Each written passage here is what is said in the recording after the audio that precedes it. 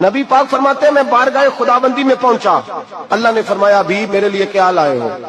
मैंने कहा मौला वो लाया हूं जो तेरे पास कोई नहीं। रब करीम को सारा पता है, फिर भी पूछता है महबूब मेरे पास क्या नहीं?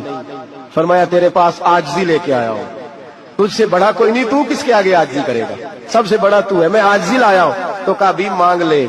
नबी पाक ने कहा अल्लाह तू मेरे साथ गुनाहगारों की बात कर, ये भूल जाएंगे भटक जाएंगे, ऐ अल्लाह गलतियां करेंगे तू क्या करेगा? तो रब करीम ने कहा महबूब मैं तेरे साथ वादा करता हूं तेरी आधी उम्मत बगैर हिसाब किताब जन्नत में दाखिल कर दूंगा। मेरे रसूल करीम सल्लल्लाहु ताला अलैहि वसल्लम फरमाते हैं या अल्लाह नहीं, ये बात मंजूर नहीं, अभी तू क्या चाहता है? तो कहा अल्लाह तू मुझे सिफारिश का हक अता कर, तू मुझे इजाजत दे, मैं कहता जाऊं तो माफ करते जाना। नबी पाक फरमाते हैं मेरे रब ने मुझे सिफारिश का हक दिया है, मैं कयामत में सिफारिश करता जाऊंगा, अल्लाह मेरी उम्मत को जन्नत अता करता